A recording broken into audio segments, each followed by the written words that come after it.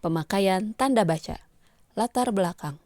Tanda baca adalah tanda yang dipakai dalam sistem ejaan seperti titik, koma, titik dua. Tanda baca berguna bagi pembaca untuk membantu memahami setiap bacaan. Tanpa tanda baca, pembaca akan sulit mengerti maksud dari penulis melalui bacaan itu. Bayangkan saja apabila tidak ada tanda baca. Misalnya saja tanda titik. Tentu para pembaca kebingungan menentukan antar hubungan kalimat dan maksud dari kalimat itu karena semuanya tersambung tanpa jeda. Dengan demikian, tanda baca sangat dibutuhkan dalam sebuah penulisan artikel sebagai kunci atas apa yang ingin disampaikan oleh penulis kepada pembaca. A. Definisi tanda baca. Tanda baca adalah tanda yang dipakai dalam sistem ejaan.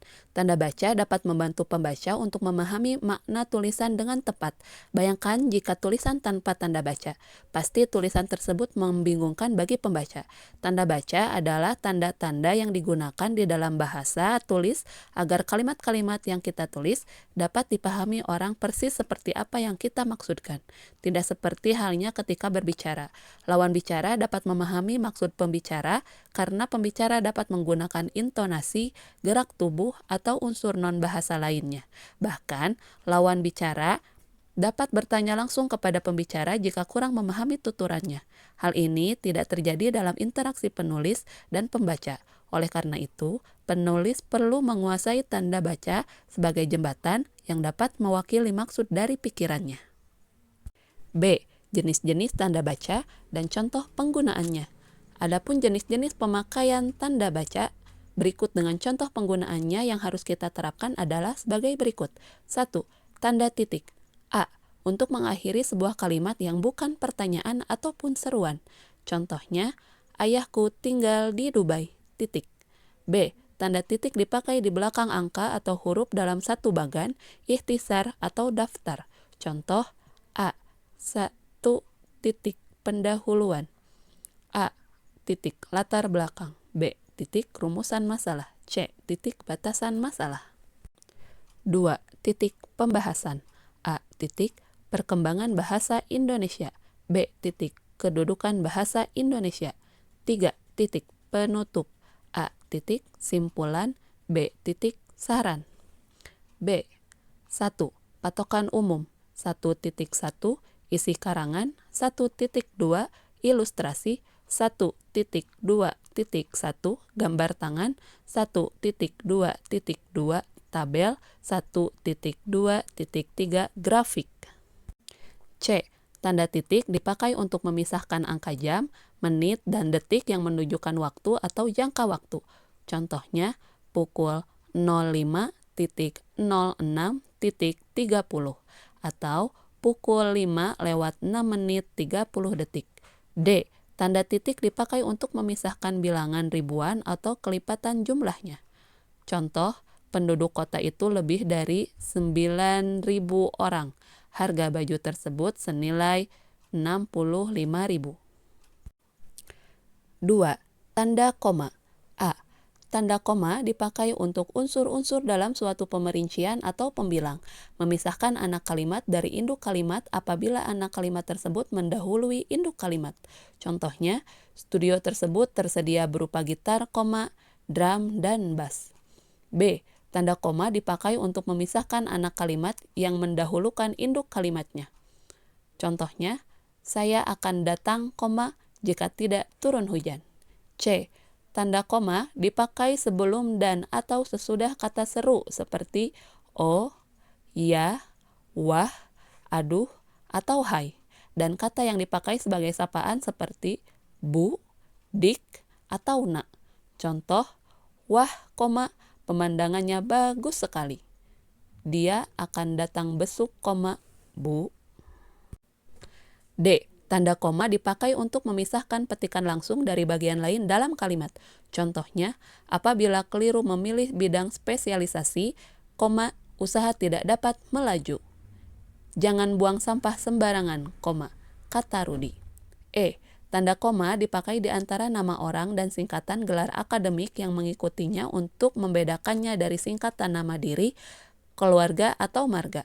Contohnya, Nyonya titik Fatimah, SPD, titik, M.A. 3. Tanda seru. Tanda seru dipakai untuk mengakhiri ungkapan atau pernyataan yang berupa seruan atau perintah yang menggambarkan kesungguhan, ketidakpercayaan, atau emosi yang kuat. Contoh, jangan letakkan benda itu di depan saya. Tanda seru. 3. Tanda seru. Tanda seru dipakai untuk mengakhiri ungkapan atau pernyataan yang berupa seruan atau perintah yang menggambarkan kesungguhan, ketidakpercayaan. 4. Tanda titik koma. A. Tanda titik koma dapat dipakai sebagai pengganti kata penghubung untuk memisahkan kalimat setara yang satu dari kalimat setara yang lain di dalam kalimat majemuk. Contoh, makin sore titik koma. Kami belum selesai juga. B. Tanda titik koma dapat dipakai untuk memisahkan bagian-bagian pemerincian dalam kalimat yang sudah menggunakan tanda koma. Contohnya, ibu membeli buku, koma, pensil, koma, dan tinta, titik koma, baju, koma, celana, dan kaos. 5. Tanda titik 2. A.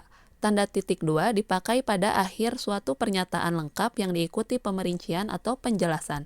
Contohnya, Fakultas Ekonomi UPN Yogya memiliki 3 jurusan, titik 2, akuntansi, manajemen, dan ilmu perincian. B. Tanda titik 2 dipakai sesudah kata atau ungkapan yang memerlukan perincian. Contohnya, Ketua, titik 2, Ahmad Syaiful, Sekretaris, titik 2, Siti Fatimah, Bendahara, titik 2, Linda Pertiwi. Tanda titik 2 dipakai dalam naskah drama sesudah kata yang menunjukkan pelaku dalam percakapan. Contohnya, Rina, titik 2, kapan kamu akan pergi ke Bandung? Rudi, titik 2, minggu depan. 6. Tanda hubung. A. Tanda hubung dipakai untuk menyambung unsur kata ulang. Contohnya, anak, strip, anak, kelaparan di negara Afrika adalah akibat globalisasi. B.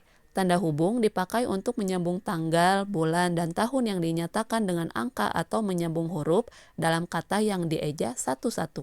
Contohnya, 19, strip, 12, strip, 2017. B. Strip, U, strip, K, strip, U. C.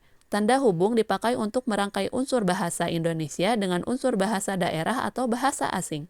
Contohnya, di strip, Peking. 7. Tanda elipsis.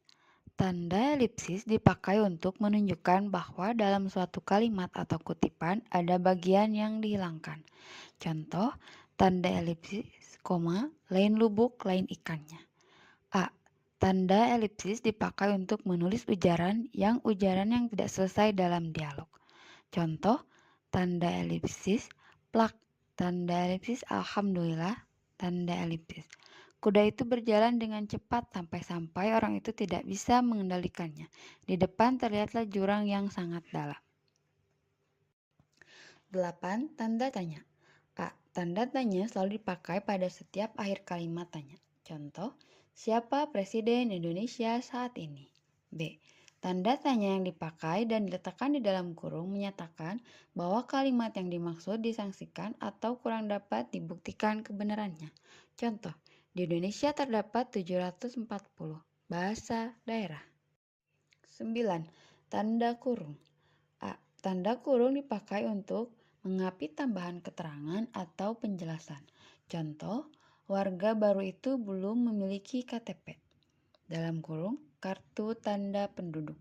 B. Tanda kurung dipakai untuk mengapit keterangan atau penjelasan yang bukan bagian utama kalimat. Contoh, keterangan itu dalam kurung lihat label 10 menunjukkan arus penerbangan baru pasar luar negeri. 10. Tanda kurung siku.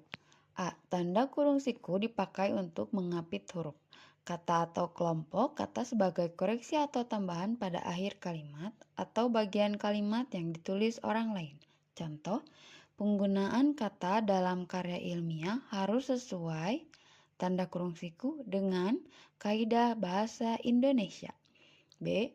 Tanda kurung dipakai untuk mengapit keterangan dalam kalimat penjelas yang sudah bertanda kurung. Contoh, persamaan akuntansi ini dalam kurung perbedaannya ada di bab 1.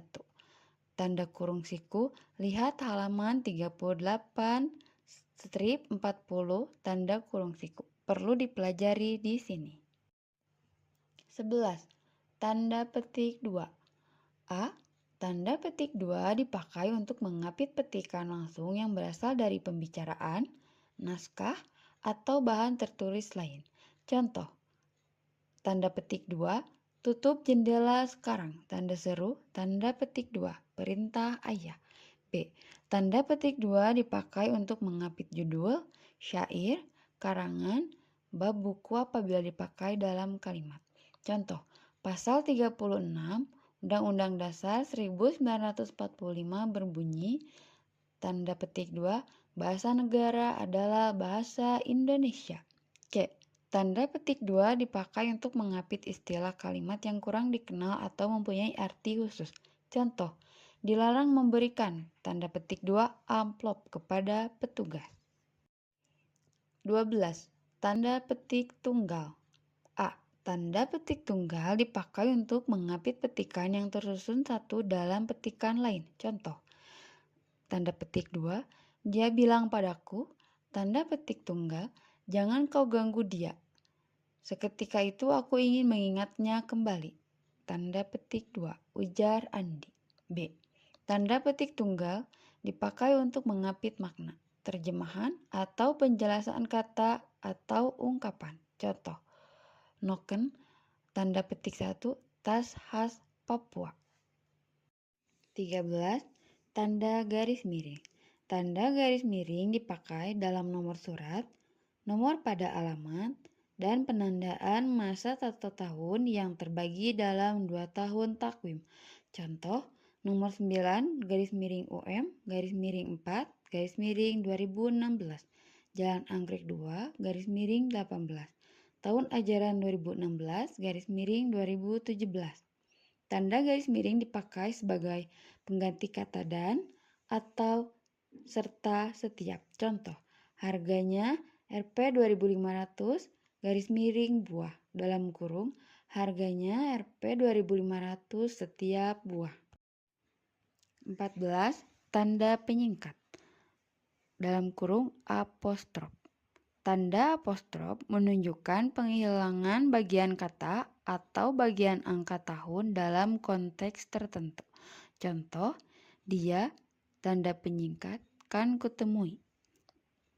Dalam kurung, tanda penyingkat kan sama dengan akan. 15. Tanda pisah. A. Tanda pisah dapat dipakai untuk membatasi penyisipan kata atau kalimat yang memberikan penjelasan di luar bangun kalimat. Contoh, kemerdekaan bangsa itu, tanda pisah, saya yakin akan tercapai, tanda pisah diperjuangkan oleh bangsa itu sendiri. B. Tanda pisah dipakai juga untuk menegaskan adanya keterangan aposisi atau keterangan lain. Contoh, rangkaian temuan ini, tanda pisah, evolusi, teori kinesbian, dan kini juga pembelahan atau tanda pisah telah mengubah persepsi kita tentang alam semesta. Tanda pisah dipakai di antara dua bilangan, tanggal, atau tempat yang berarti. Tanda petik 2 sampai ke atau tanda petik 2 sampai dengan. Contoh, 1910 sampai dengan 1945. Jakarta sampai ke Bandung. Kesimpulan, tanda baca adalah tanda yang dipakai dalam sistem ejaan seperti titik, koma, dan titik 2. Tanda baca berguna bagi pembaca untuk membantu memahami setiap bacaan. Tanpa tanda baca, pembaca akan sulit mengerti maksud dari penulis bacaan itu. Bayangkan saja apabila tidak ada tanda baca, misalnya saja tanda titik. Tentu para pembaca kebingungan menentukan antar hubung kalimat dan maksud dari kalimat itu, karena semuanya tersambung tanpa jeda. Dengan demikian, tanda baca sangat dibutuhkan dalam sebuah penulisan artikel sebagai kunci atas apa yang ingin disampaikan oleh penulis kepada pembaca.